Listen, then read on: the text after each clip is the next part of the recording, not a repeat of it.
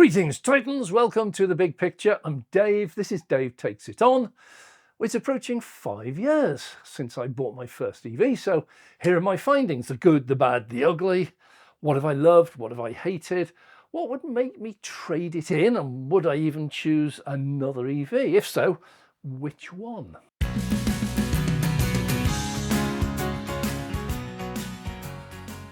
Well, nearly 5 years ago, I picked up my first and only EV. Back then, I was still working full-time as a sales rep and covering 30 to 40,000 miles a year.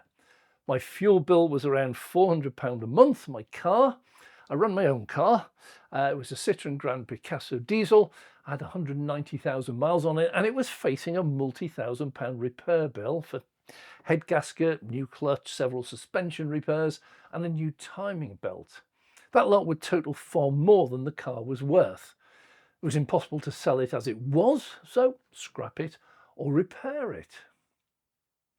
Well, EVs had always been my dream, but always way beyond my budget. But looking at my last 5 years' motoring costs gave me a bit of a shock. My Picasso had cost me £14,000 to buy it at 2 years old with 12,000 miles on the clock. It went on finance. That cost me about £250 a month. My average yearly servicing and repair bill was over £200 a month. I had 2 major services a year, plus various failures like brake pads twice a year, brake discs, suspension and steering components, water pump and the like. Every time I MOT'd it, averaged out at over £1,000, plus of course my £400 per month diesel bill. The thought of just getting another ICE car depressed me, as I knew that that would also end up in 4, 5, 6 years' time, also in the scrapyard. So in late 2019, I began to look at EVs. Now, as a rep, Nissan Leaf, BMW i3 or Renault Zoe, available at the time, were not even worth looking at. Some days I'd be working really local, but others I'd have to drive between 100 and 200 miles to my patch for the day. I then cover a further 50 to 100 miles when I was there visiting various customers, then either head home or stay overnight in a hotel, all paid for by the company, of course. Having to charge once or twice for up to an hour each time to get to my patch, and then once or twice on the way home, was an absolute non-starter. That couldn't work. But Tesla advertised a range of nearly 300 miles on the Model 3 long range. So that meant a single non-stop trip to my patch, a single stop to charge up once I was there, and then I could head home non-stop. That sounded simple. You see, even in my diesel Picasso, it's something most people forget, I often had to stop to fill up. The realistic range of 40 miles to the gallon was not much more than 500 miles. So unless the tank was absolutely full to the brim when I set off, my Picasso also needed one stop on those days. Well, further investigation revealed that a new Tesla Model 3 had no servicing requirement at all, and all repairs would be covered for at least first 3 or 4 years on the warranty. Obviously, there's a mileage limit. If it went over that, it would finish early. I also found that charging at home would only cost me about £6 to fill the battery, and even at a public supercharger, it would only be about £20. Typical fill in the Picasso was about 50 litres of diesel at £1.25 as it was then, meaning well over £60. Well, financially, this now made huge sense. No more £250 a month finance, no more £400 a month on diesel, no more £200 a month on servicing and repairs. Those total savings would easily cover the cost of the lease and the charging costs. So a brand new Tesla EV for exactly the same, or possibly even less money than I was already spending, was suddenly on the cards. Why a lease? Well, with my high mileage, any ICE car would be worth very little at the end of 4 or 5 years. With 150 to 200,000 miles on the clock, it'd probably be worth just a few £100, or would also need a massive expensive repair bill at that time. So whether I lease or finance, either way, at the end of 4 or 5 years, I'd have nothing. Well, after a trip to the Tesla showroom to book a test drive, I realised that a Model S was a better choice for me, and there were several around from Tesla used at about the same price as a Model 3. Buying from Tesla at that time also gave me a 4-year used car warranty. So I bought my car. Just before I reveal the actual experience and finances, I do have to point out I picked up my Model S in early March 2020. My observant viewers will long remember this date as the first COVID lockdown. Yep, I picked up my car, drove it home, then was immediately advised to stop all non-essential travel, and a week later was ordered to stay at home. We'll remember well, it would be nearly 2 years off and on before I was able to go anywhere I wanted and visit customers who would allow me to meet them. And hotel restrictions lingered on even longer. So I semi-retired. I dropped down to just part-time, cut my mileage down accordingly to about 20,000 miles a year, and my finance arguments all went straight out the window. Okay, let's look at the car. Oh, simply brilliant. Smooth, comfortable, ludicrously fast, very economical, and such a pleasure to drive. See, the standout things for me might not be as appealing to you, but as a rep, hopping into and out of the car maybe 10, 20 times in a working day was a pleasure, as I didn't need to use a key. Really simple. See, previously, every time I stopped, I had to put on a handbrake, I turned the car off, removed the key, got out, locked it, pocketed the key, and I went to meet my customer. On return, I had to fiddle around for my key, unlock the car, put the key in, turn it on, start the engine. You do that 10, 20 times a day, and suddenly driving an EV was a pure delight. See, I just stopped. Handbrake came on automatically. Got out, shut the door, and it locked automatically. I could walk off. When I returned, as I approached the car, it unlocked and the door handles popped out. See, I can just get in, drive it straight off. Didn't need to find the key, fiddle around for anything. It was great, absolute bliss. Silly little things to some, but important to me. Plus, my stereo remembered what I'd been listening to and resumed playing automatically. Plus, if the weather was really hot or really cold, I could just set the climate control to remain on. So on my return to the car, it was always warm in the winter and always cool in the summer. Plus, at a 15-inch display, it was the best sat-nav I'd ever known. No more piddly little smartphone with a 4-inch screen on a wobbly suction mount with a USB cable dangling everywhere that I actually had to remove each time, put that in my pocket to stop anyone smashing the driver's window to nick it. Well, these alone made this a perfect result.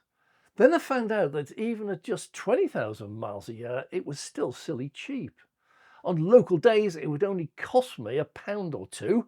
And on the longer distance days, I found that when I stopped after 2 or 3 hours driving to review my calls and get ready for the day, I would take an early lunch. I could charge it. It would charge while I was having my lunch and doing my work, and it would cost me less than a third of filling the Picasso tank. And it took absolutely no time out of my working day at all. Not even a minute extra. For me, my EV worked absolutely perfectly in all aspects of my work. On a personal level, my Model S is a 7-seater variant with the kids' fold-out seats in the back. So when we went out for the day, me and my wife, with my eldest lad, Jonas, and his wife and their 3 kids, we could all fit easily into the one car, mine. The Autopilot's really good. It's not full self-driving. That's not yet available, not in the UK and not yet legal either. But Autopilot offers adaptive speed control, cruise control, automatic lane keeping, automatic overtaking, auto speed sign recognition and control. You see, on motorways, dual carriageways and main roads, I could just let the car drive safely, legally, and it would always be obeying all the speed limits. So driving suddenly became a pleasure, not a chore. And the silence was pure delight. I do like the sound of a V8 roaring away. I'm a keen F1 fan, V6 nowadays, but I'd only like that noise in short doses. On a 3-hour drive, the silence, the lack of the sound of any internal combustion engine droning away is amazing. I often find now I can hear the noise of engines of other cars alongside me on the road much louder than my car is. The total lack of servicing is a huge benefit. I check the wipers and only replace them when they no longer clear the windscreen, top up my screen wash about once a week. I check my tyre tread depth, do that most times when I get in. Well, that's it.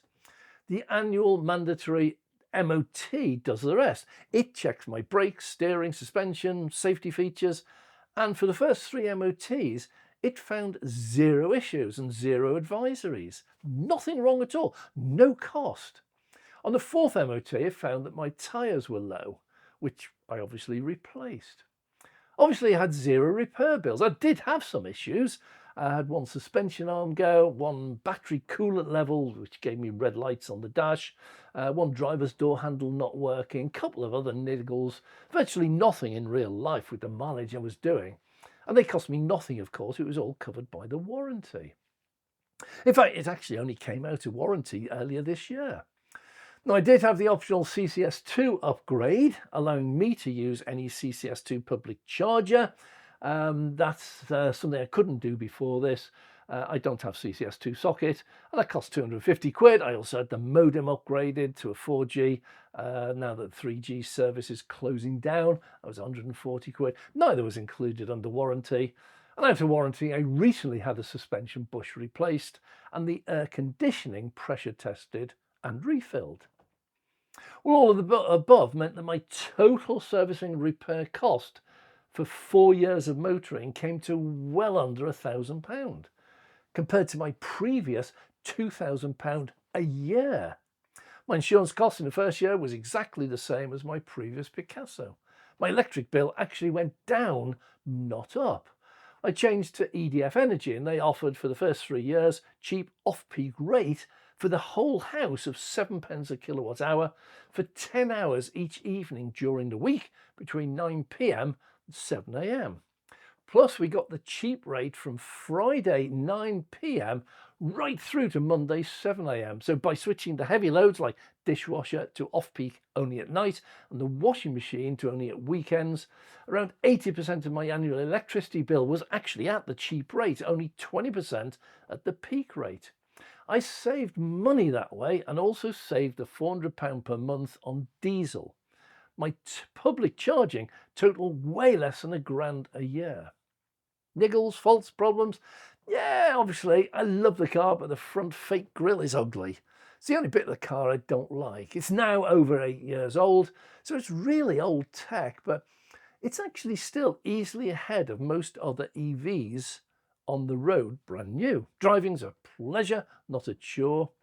Whilst having my aircon refilled, recently I borrowed a Model Y as I'm beginning to think might be getting near to the time to trade it in. The Model Y is a tech genius, light years ahead of mine, but lacks so many things I really love. Mine is actually very much quieter. The air suspension is silky smooth, and I've got a driver display in front of me that's missing on the Y. But the Y is actually slightly bigger inside, being an SUV is taller. And on a recent video comparing route planners, I did make a startling discovery. My car has a maximum charging speed of only 150 kilowatts and it's got a 9-year-old battery.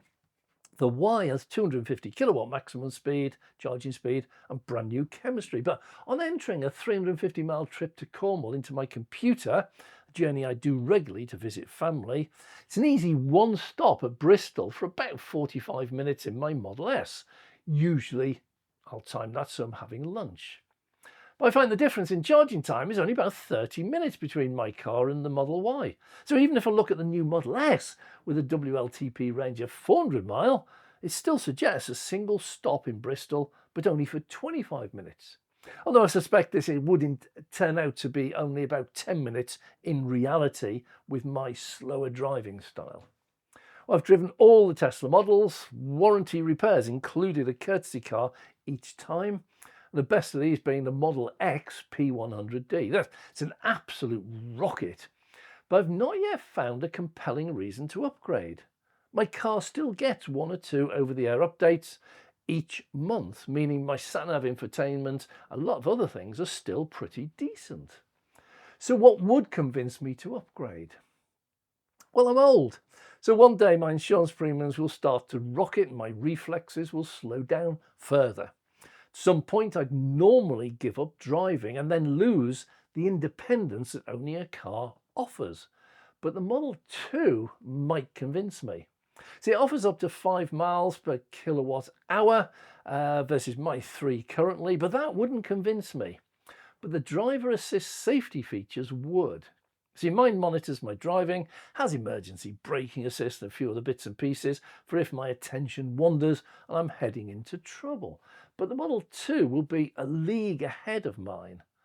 Plus it will have full self-driving. Now, if I can get in and go where I want, have the car drive me totally safely and securely, I can retain the independence without being an additional hazard on the roads. Plus, while in FSD mode, the insurance is legally covered by Tesla. Yeah, in the UK, law's already been passed. It states that FSD will be legal from 2025, and the provider, in this case Tesla, once they launch it and register, is fully responsible for the accidents. Yeah, obvious really, because if the car is fully autonomous, how can I, fast asleep and snoring in the back, be held liable? I'm totally happy with my choice. I'll not go back to an ICE car ever. It's proven to be everything I wanted and expected and still meets all my needs today. Almost. See, my wife, she's not quite as old as me, but she's starting to struggle to get in and out as easily as she once did. Model S is a really low car, lower than the Model 3. So thank you Tesla for the auto suspension raising feature that automatically jacks up the suspension at any chosen destination to help us both. One day, even that will not be high enough, so a replacement will be required. So yeah, definitely an EV, must have full self-driving, plus advanced safety features, must be a higher model SUV style to ease us getting in and out, and it also must be affordable. The Model 2, when released, will offer all of that. I know of no others at this time. Of no regrets, I'm Dave.